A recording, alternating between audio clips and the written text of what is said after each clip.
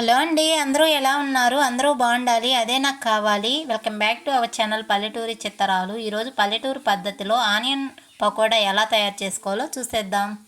ముందుగా ఒక పెద్ద సైజు 4 ఎర్రగడ్డలను తీసుకొని సన్నగా తరిగి పెట్టుకున్నాను. అలాగే 4 పచ్చిమిరపకాయలను కూడా సన్నగా తరుక్కున్నాను. తగినంత ఉప్పును వేసుకున్నాను. తర్వాత 2 టేబుల్ స్పూన్ల కారం వేసుకొని, అర టేబుల్ స్పూన్ పసుపు కూడా వేసుకొని బాగా మ్యాగ్నేట్ చేసి పెట్టుకోవాలి. తరిగి పెట్టుకున్న ఎర్రగడ్డలను గట్టిగా ప్రెస్ చేస్తూ కలుపుకోవాలి. ఎర్రగడ్డల్లో నుంచి వాటర్ వచ్చేలాగా కలుపుకోవాలి. నెమ్ము రావాలన్నమాట వాటిల్లో నుంచి. కొద్దిగా జీలకర్ర పొడి వేసుకున్నాను.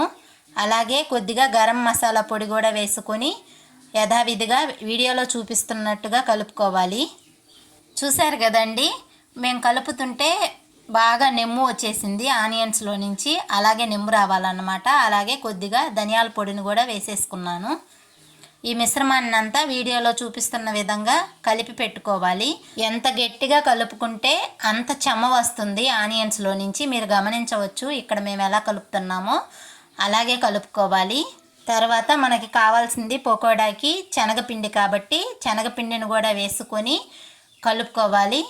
పకోడా లోపల సాఫ్ట్గా పైకి కరకరలాడుతూ ఉండాలంటే మనం కలిపే విధానంలోనే ఉంటుంది. శనగపిండిని కూడా నీట్గా కలిపేసుకోవాలి. ఇది మనకి కొంచెం గట్టిగా అనిపిస్తే కొద్దిగా వాటర్ను కూడా యాడ్ చేసుకోవచ్చు. మరీ పకోడా పిండిని ముద్దగా చేసుకోవద్దు. వీలైనంత వరకు కొంచెం పొళ్ళుగా ఉండేటట్టే చూసుకోవాలి. చూశారు కదా, నేను కొద్దిగానే యాడ్ చేశాను వాటరు.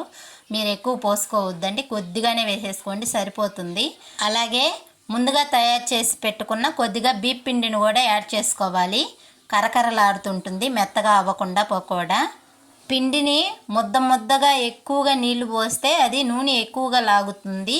అలా కాకుండా కొంచెం పొడిగా ఉన్నట్లయితే నూనె ఎక్కువగా లాగదు. గ్యాస్ మీద కళాయి పెట్టుకొని తగినంత నూనె వేసుకొని వీడియోలో చూపిస్తున్న విధంగా పలసంగా వేసేసుకోవాలి. అది మొత్తం ముద్దలుగా ఒకే చోట వేయకూడదండి. ఇలా చూపిస్తున్న విధంగా పలసంగా వేసుకోవాలి. అప్పుడే పకోడా బాగా వస్తుంది. ఈ విధంగా వేసేసుకున్న తర్వాత కాసేపు నూనెలో కాగనీయాలి పకోడాని. చూసారు కదా, ఇలా కాగిన తర్వాత చిన్నగా మరొక వైపుకి తిరగేసుకోవాలి. మరొక వైపు కూడా కాగిన తర్వాత పకోడాని తీసి పక్కన పెట్టుకోవడమే.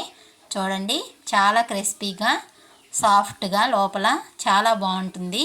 ఒకసారి ట్రై చేయండి. ఇలా ట్రై చేసి మీకు ఎలా వచ్చిందో తప్పకుండా కామెంట్ చేయండి. అలాగే వీడియో నచ్చితే లైక్ చేయండి. మన ఛానల్ని ముందుగా చూస్తున్నట్టయితే ప్లీజ్ సబ్స్క్రైబ్ చేయండి. అలాగే బెల్ ఐకాన్ క్లిక్ చేసి పెట్టుకోండి. మన వీడియోలు మీకు నోటిఫికేషన్ రూపంలో వస్తాయి. వీడియో ఇక్కడ వరకు చూస్తుంటే మీకు నచ్చే ఉంటుంది. ప్లీజ్ లైక్ చేయకుండా మాత్రం వెళ్ళొద్దండి.